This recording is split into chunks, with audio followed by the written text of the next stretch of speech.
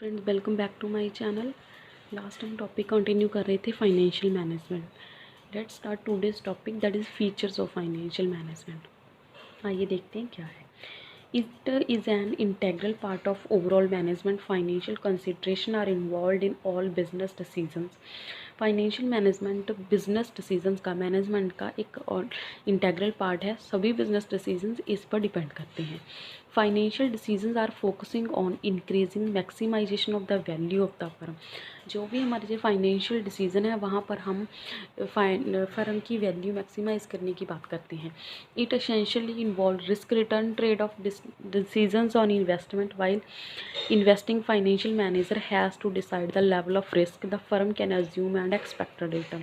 यहाँ पर risk returns है वो जुड़े होते हैं इन्वेस्टमेंट में। मैनेजर है जो डिसाइड करता है कि कितने लेवल ऑफ रिस्क उसने लेना है और वो एक्सपेक्टेड रिटर्न्स भी अज्यूम करके चलता है। It also affect the survival growth and functioning of the firm. यहाँ पर हम फर्म की सर्वाइव करने की ग्रोथ और फंक्शंस के बारे में बात करते हैं। Finance function that is investment, raising of capital, distribution of profit are performed in all firms. हर एक ऑर्गेनाइजेशन में, हर एक फर्म में फाइनेंस फंक्शन जैसे इन्वेस्टमेंट कैसे करनी है, कैपिटल रेज कैसे करनी है, उसका डिस्ट्रीब्यूशन कैसे करना है प्रॉफिट्स का, ये सब परफॉर्म किए जाते हैं। Has to be coordinated with other system. Finance system को अदर सिस्टम के साथ कोऑर्डिनेट किया जाता है। ये एक कॉन्टीन्यूस प्रोसेस है। ये थी हमारी features of financial management. Next हम देखेंगे objectives of financial management. Next हम बात करते हैं ऑब्जेक्टिव्स ऑफ फाइनेंशियल मैनेजमेंट की। Financial management provides a framework selecting a proper course of action and deciding a viable commercial strategies. The main aim of a business is to maximise the owners economic welfare. Financial management एक ऐसा framework provide करवाता है जहाँ पर हम commercial strategies लगाते हैं और बिज़नेस का मेन एम ही है कि इकोनॉमिक वेलफेयर क्रिएट किया जा सके। उसमें हमारे दो ऑब्जेक्टिव होते हैं, profit maximisation and wealth maximisation. First है हमारा profit maximisation. This is the main aim of every economic activity. A business, being an economic institution, must earn profit to cover its cost and provide funds for growth. यहाँ पर business की main activity यही है, economic activity की profit generate किए जाएँ और growth के लिए उन्हें फंड्स मिल सके। No business can survive without earning profit. कोई भी बिजनेस बिना प्रॉफिट के सर्वाइव नहीं कर पाता।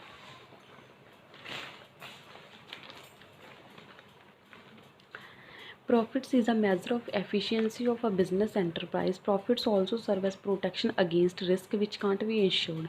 Profit से क्या है, बिजनेस की एफिशिएंसी बढ़ती है। कोई भी जो हमारे प्रॉफिट्स हैं वो हमें रिस्क के अगेंस्ट हमें इंश्योर करते हैं।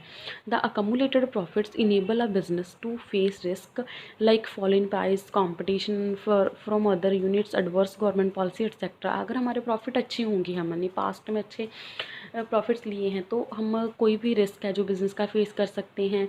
अगर प्राइसेस गिरे उसे फेस कर सकते हैं, मार्केट में सीवियर कंपटीशन को फेस कर सकते हैं और गवर्नमेंट की कोई भी पॉलिसी है उसे भी हम अच्छी तरह से फेस कर सकते हैं। आर्ग्यूमेंट्स इन फेवर, इसके जो हमारी फेवर में क्या क्या होंगे प्रॉफिट मैक्सिमाइजेशन, वो कौन से पॉइंट्स होंगे। When profit earning is aim of business then profit maximisation should be the obvious object. जब प्रॉफिट अर्निंग है हमारी एम है बिजनेस का तो प्रॉफिट मोटिव है जो ऑब्वियस ऑब्जेक्टिव बन जाता है।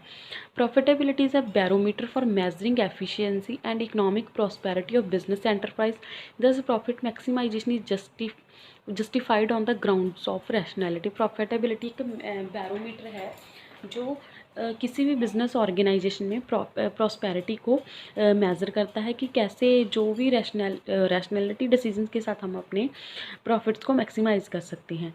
Economic and business conditions do not remain same. जैसे हम पीछे भी पढ़ा था कि कोई भी जो कंडीशंस है सेम नहीं रहते, एडवर्स कंडीशंस आ जाती हैं, जैसे रिसेशन हो गया, डिप्रेशन, मार्केट में सीवियर कंपटीशन हो गया, गवर्नमेंट की पॉलिसी होगी, कोई भी अनफेवरेबल सिचुएशंस होगी। जहाँ पर अगर हमने पास्ट अर्निंग्स हमारी अच्छी हैं तो बिज़नेस में हम जो भी अनफेवरेबल सिचुएशन है उसको फेवरेबल बनने तक हम फेस कर पाएंगे। Profits are the main source of finance for growth of a business, so business should aim at maximization of profit. जो भी हमारे प्रॉफिट्स फाइनेंस के सोर्सेज हैं वो हमारे बिजनेस ग्रोथ में हेल्प करते हैं और बिजनेस के प्रॉफिट्स बढ़ेंगे और मैक्सिमाइज होंगे ताकि ग्रोथ और डेवलपमेंट हो सके. Profitability is essential for fulfilling social goals also. A firm by pursuing for objective of profit maximisation also maximises socio economic welfare. Profitability है बिजनेस के गोल और सोशल गोल अचीव करने में हेल्प करती है. अगर एक बिजनेस का मतलब मेन मकसद ये है कि प्रॉफिट मैक्सिमाइजेशन करनी है तो वो कंट्री का सोसाइटी का भी इकोनॉमिक वेलफेयर क्रिएट करता है. Criticism of profit maximisation objective. जो क्रिटिसिज्म क्या है प्रॉफिट मैक्सिमाइजेशन ऑब्जेक्टिव का? एम्बिग्यूटी और वेग. जो एम्बिग्यूटी और वेग है जो कुछ क्लियर ना हो हमें, तो प्रॉफिट हमेशा हमें एक टर्म की तरह हमें से क्लियरली डिफाइन नहीं कर पाते कि किस तरह का प्रॉफिट हम चाहते हैं. Before taxes, after taxes, after dividends या बिफोर डिविडेंड. तो प्रॉफिट किस तरह का प्रॉफिट कोई बिजनेस चाहता है उसे हम डिसाइड नहीं कर पाते. Ignores time value of money. इसमें time value of money ignore की जाती है कि किसी पर्टिकुलर टाइम पर किसी पैसे की कितनी वैल्यू थी, आज ज़्यादा है या कल ज़्यादा थी. Ignore risk factor. यहाँ पर हम रिस्क भी कंसीडर नहीं करते. Dividend policy. जो यहाँ पर डिविडेंड पॉलिसी को भी इग्नोर किया जाता है कि डिविडेंड पहले डिवाइड करना है या बाद में डिवाइड करना है. नेक्स्ट हमारा ऑब्जेक्टिव है wealth maximisation. Financial theory asserts that wealth maximization is a single substitute for a stockholder utility. Stockholder और shareholder सेम मीनिंग है. तो यहाँ पर हम इस थ्योरी में हम देखते हैं कि शेयर होल्डर की यूटिलिटी है जो उस पर डिपेंड करता है. When the firm maximise stock holders wealth, the individual stock holder can use the wealth to maximise his individual utility. जब किसी भी स्टॉक होल्डर को की वेल्थ है जो बढ़ती है तो उसकी यूटिलिटी है वो भी बढ़ने लगती है. It means that by maximise stock holders wealth firms operating consistently towards maximise stock holder utility. यहाँ पर वो स्टॉक होल्डर की वेल्थ को इंक्रीज़ करेंगे तो उसकी स्टॉक होल्डर की यूटिलिटी को भी इंक्रीज़ करना पड़ेगा. Stock holders current wealth in a firm is equal to number of share, उसने कितने ओन किए हैं और करंट शेयर प्राइस कितना है. अगर मान लीजिए किसी ने 10,000 शेयर खरीदे हुए हैं और उसकी पर शेयर उसकी कीमत अगर हम लगाएं 5 रुपये लगा लूँ, मीनिंग बहुत कम लगाते हैं हम. 5 रुपये एक शेयर की कीमत है तो उसकी इनकम उसकी वेल्थ कितनी होगी? 50,000 होगी. The number of shares that share holder owns, the higher that stock price per share the greater will be the share holders wealth. वही है कि नंबर ऑफ शेयर्स कितने हैं, स्टॉक प्राइस पर शेयर कितना है तो उसकी वेल्थ बढ़ जाएगी. The firm should aim at maximise its current stock price. This objective help in increasing the value of share in the market. तो यहाँ पर ऑब्जेक्टिव मेन यही होगा कि कैसे हम शेयर की मार्केट वैल्यू को इंक्रीज कर सकते हैं. Maximum utility refers to maximum share holders wealth. Maximum current stock price per share हम इंक्रीज करेंगे.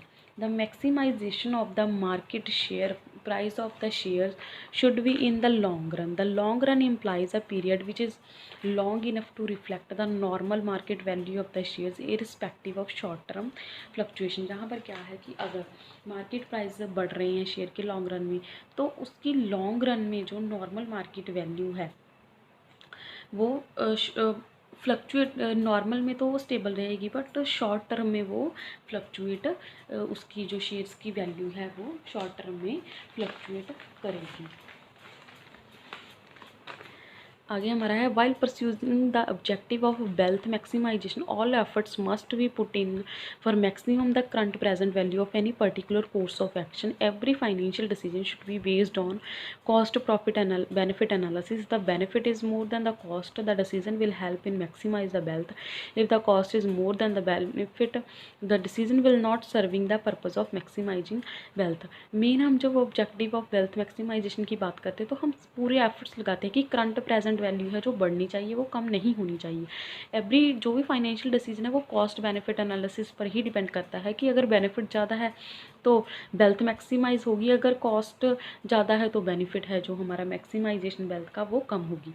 आर्ग्यूमेंट्स इन फेवर में कौन कौन से आर्ग्यूमेंट है? It serves the interest of owners shareholder as well as other stakeholders in the firm, supplier of loan capital, employees, creditor, society. Consistent with जो भी हमारे शेयर होल्डर हैं और स्टेक होल्डर्स हैं उनका इंटरेस्ट बढ़ जाएगा अगर हम वेल्थ मैक्सिमाइजेशन करेंगे। It is consistent with the objective of owners economic welfare. यहाँ पर मेन ऑब्जेक्टिव हमारा इकोनॉमिक वेलफेयर होगा, लॉन्ग रन सर्वाइवल होगा और फर्म ग्रो करेगी, रिस्पेक्ट और टाइम वैल्यू ऑफ मनी को कंसीडर करेंगे, डिविडेंड पॉलिसी को भी कंसीडर किया जाएगा, stock holder maximising stock holders utility और value maximisation of equity share holders through increase in stock price per share. यहाँ पर क्या होगा, शेयर होल्डर की जो मैक्सिम इक्विटी और शेयर होल्डर्स हैं और उनकी वेल्थ को मैक्सिमाइज़ किया जाएगा और स्टॉक पर प्राइस है जो पर शेयर का प्राइस है वो भी इंक्रीज़ होगा। क्रिटिसिज्म क्या है, पर्सपेक्टिव आइडिया नॉट डिस्क्रिप्टिव, इसको डिस्क्राइब नहीं किया जाता, ये एक पर्सपेक्टिव आइडिया ही है, नॉट नेसेसरली सोशल डिज़ायरेबल, ज़रूरी नहीं है कि सोशल डिज़ायरेबल ये हो, लोग इस आइडिया को सभी पसंद करें। कन्फ्लिक्ट ऑफ इंटरेस्ट की बात हो जाती है यहाँ पर, जैसे इक्विटी शेयर होल्डर्स हैं और फाइनेंशियल मैनेजमेंट है तो पूरे जो डिसीजन बनाएगी वो मैनेजमेंट बनाएगी, चाहे पैसा किसी का भी लगा हो, मीन्स जो शेयर होल्डर्स हैं जो उनको उन डिसीजन में इन्वॉल्व नहीं किया जाता। तो यहाँ पर कन्फ्लिक्ट ऑफ इंटरेस्ट की बात आ जाती है। इतने आर्ग्यूमेंट्स होने के बावजूद भी वेल्थ मैक्सिमाइजेशन एक अप्रोप्रिएट ऑब्जेक्टिव है। प्रॉफिट मैक्सिमाइजेशन के बदले वेल्थ मैक्सिमाइजेशन है जो एक अप्रोप्रिएट ऑब्जेक्टिव हम मान के चलते हैं। This is all about of characteristics of financial management and objectives of financial management. आज का वीडियो यहीं पर समाप्त होता है। आई होप आप लोगों को वीडियो अच्छा लगा हो। कल मिलते हैं एक नए वीडियो के साथ, नए टॉपिक के साथ। Till then take care, bye, thank you, keep watching, keep learning.